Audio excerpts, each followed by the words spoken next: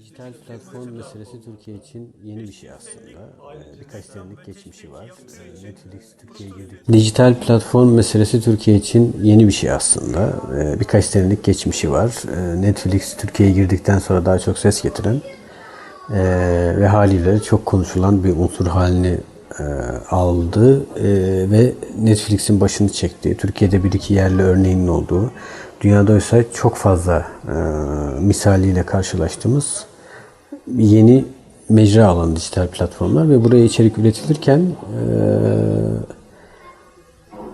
ister istemez yerel unsurlarla, anlayışlarla, kültürle, inançla ters düşülüyor. Yani çünkü içerik üretenlerin bir dünya görüşü var, ona göre eser ortaya koyuyorlar. Son olarak işte Netflix'in Türkiye'de yaptırdığı ve Nisan sonunda yayınlanacağını duyurduğu bir dizide eşcinsel bir karakter olması, o karakterin isminin Osman olması tepkiyle karşılandı.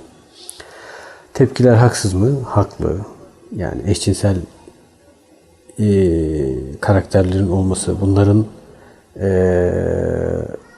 normal gösterilmesi, hatta teşvik edilmesi ve bu mevzunun bir normalleştirilmeye çalışılması bir küresel vaka. Yani bu bir proje midir, değil midir, Netflix bu projenin hangi ayağıdır, neresindedir bilmiyorum. Yani ona bir şey söyleyemem ama hani böyle bir proje yoktur, öyle bir gayeleri de yoktur demek saflık olur açıkçası. Ama mesele şu, tepki gösterildi Türkiye'de, sosyal medyada ciddi yankı buldu. Bu karaktere Türkiye'de bir dizide yer alması, bir Türk karakter olması ve adının da Osman olması. Adının Osman olmasına tepki gösterenleri inceledim sosyal medyada. Genelde Halife Hazreti Osman'ın isminin ne atıf olduğu için tepki gösteriliyorlardı. Halbuki Netflix'in öyle bir derdi olduğunu zannetmiyorum. Netflix Osman ismini Osmanlı göndermesinden ötürü kullanıyor. Çünkü La Casa de Papel dizisinin yeni sezonunda da bir bölümde bir Türk karakter, adı Osman olan Türk karakter girdi çıktı diziye. O da işkenceciydi. Yani olumlu karakterleri zaten o ismi vermiyorlar. Yani Netflix o dizide eşcinseli olumsuzlamak için mi Osman ismini koyuyor ya da eşcinsel olumsuzluyor mu? Hayır, yani öyle bir derdi yok ama bir şeyin normalleşmesini sağlıyor ve bunu da elbette kavramsal olarak da yürütmeye çalışıyor. Ancak benim için önemli olan açıkçası bu tarz kutsalımız ya da ahlak algımızı hedef aldığında tepki gösterdiğimiz unsurlarda çelişik davranmamız. Nedir o? İşte Hazreti Osman'ın isminin bir eşcinsele verilmesine tepki gösteriyoruz. Neden? Çünkü eşcinsellik çok sıra dışı bir durum. Evet, doğru. Ama başka karakterlere Türk isimlerinin verilmesi, aynı ismin mesela işte La Casa de Papel'de işkenceci olması bizim için tepki unsuru olmuyor. Yani kitlesel tepkiye yol açmıyor. Ya da yine Netflix içeriği olan Osmanlı yani İstanbul fethini anlatan Ottoman dizisinde Fatih Sultan Mehmet işte gözünü kandırmış ya da hırslarıyla gözü dönmüş biri olarak çiziliyor. Dengesiz bir karakter. Bu karakterin ismi Mehmet. Mehmet'in ismi Hazreti Peygamber'in ismi. Tepki gösterildi mi? Hayır. Benzer şekilde Arapların yaptığı Ateşin Krallıkları dizisinde Fatih Sultan Mehmet gözünü tam manasıyla kan bürümüş, çelişkili, karakteri sorunlu bir tip olarak çiziliyor. Buna tepki gösterildi mi? Yine hayır. Kitlesel bir tepki ortaya konmadı. Ya demek istediğim şu ki bu tepkimizi gerekirse kurumsallaştırıp yani kitlesel olarak mantıklı bir çerçeveye bürüp ona göre tepki ortaya koymak lazım. Boykot ve benzeri tepkilerin elbette bir sivil toplum hareketi olarak bir manası var, ciddi bir manası var. Bu tarz hareketleri sessiz kalmayacağız tavırlarını desteklemek gerekiyor. Ben şahsen destekliyorum ama sadece bunu yapmak bize bir şey kazandırmayacak. Bunun yerine ne yapılması lazım ya da esas olarak ne yapılması lazım? Mecra oluşturup ürün ortaya koymak gerekiyor. Adı ne olursa olsun, neresi olursa olsun ürün bekleyenlere, izleyiciye ya da içerik bekleyene içeriği ulaştırmanız gerekiyor. Siz yapmasanız başkası yapacak. Siz de yapılanları konuşacaksınız. Bundan öteye gitmeyecek bu iş.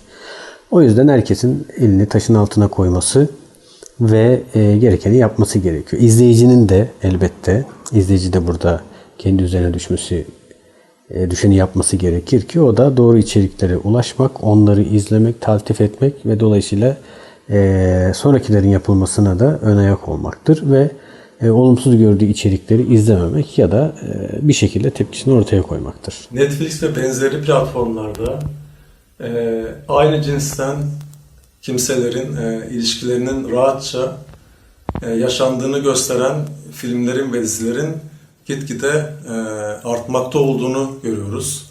Aslında ben burada bir kasıt da açıkçası hissediyorum.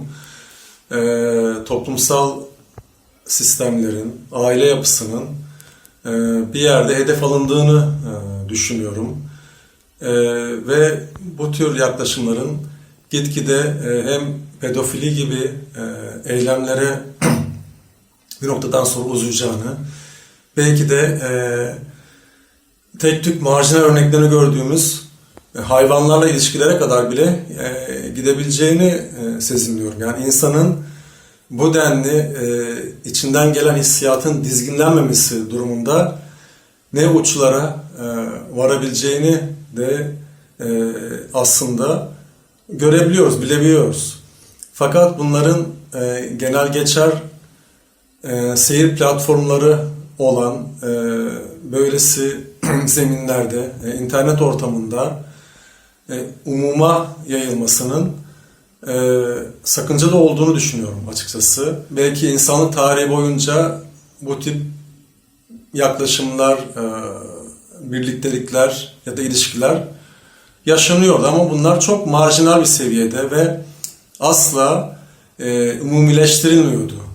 Ve bir yerde kapalı kapılar arkasında kalıyordu. Yani ve bunlara tabii devamlı bir tavır geliştiriliyordu ama böylesi görsel ortamlarda, internet ortamında ve yaş grubunu kestiremediğiniz kesimlere bunların çıkması aslında toplumsal değerler adına, moral değerler adına bir adeta taarruz anlamına geliyor ve kendi insanlığımızı zedeleyen, varoluşumuzu hedef alan, yaratılışta olan ilişkimizi tahrip etmeye yönelik bazı tavırlar, tuzaklar olarak karşımıza çıktığı kanaatindeyim.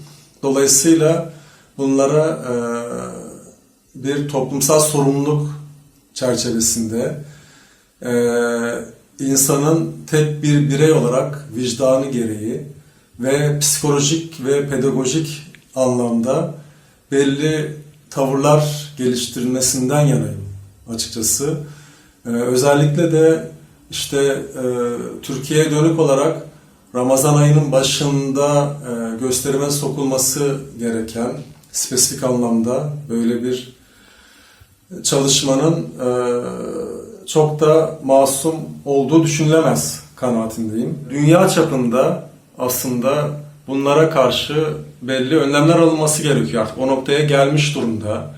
Hükümetlerin, devletlerin biraz belki yaşanan pratikten de örneklemek gerekirse eski Sovyetler Birliği döneminde, Çin'de ya da bugün İran'da olduğu gibi belli kontrol mekanizmalarının geliştirilmesi lazım. Daha korumacı yöntemler geliştirilmeli. Çünkü sistemler bir yerde kendi içlerinde yaşadıkları insanlar, toplumlar için var. Ve o insanın da son kertede değerlerini, varoluş mücadelesini hesaba katmak durumunda. Ve bu denli özgürce hiçbir şey kale almadan, hesaba katmadan, pertafsızca hareket edilen çalışmaların insanı ilk başta hedef aldığını, aile değerlerini, toplumsal değerleri ve giderek bütün bir insanlığı karşısına aldığı düşüncesindeyim. Dolayısıyla biraz daha sorumluluk dairesinde hareket edilmeli ve bu çalışmaları ortaya koyan odakların, zeminlerin, platformların daha otokontroller geliştirmesinden yanayım açıkçası. Ve çok yönlü bir bakış gerçekleştirmeli, psikolojik ve pedagojik boyut muhakkak gözetilmeli. Netflix firmasına eşcinsellik reklam ve teşviki yaptığı için protesto ediyoruz. Yayın hakkının lisansının iptal edilmesini istiyoruz. Netflix firması maalesef halkı kin, nefret, düşmanlığa sevk ederek ülkemizde hem de 3 aylarda Ramazan'ın başlangıcında bir kaos ortamı, bir provokasyon tertip etmek istiyor. Buna geçit vermeyelim, buna dur diyelim. Ramazan ayında yaptığı bu eyleme karşılık tepki gösterirken eşcinselliği yasal kılıf haline getiren İstanbul Sözleşmesi'ne tepki koymamak da olmaz.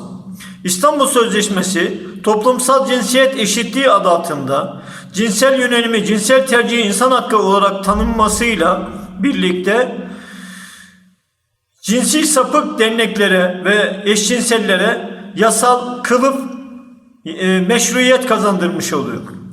Edirne Belediyesi, Çanakkale, Bursa Nilüfer Belediyesi, İstanbul Belediyesi'ne toplumsal cinsiyet eşitliği adı altında eşcinsellik reklam ve teşviki yapılırken tepki koyup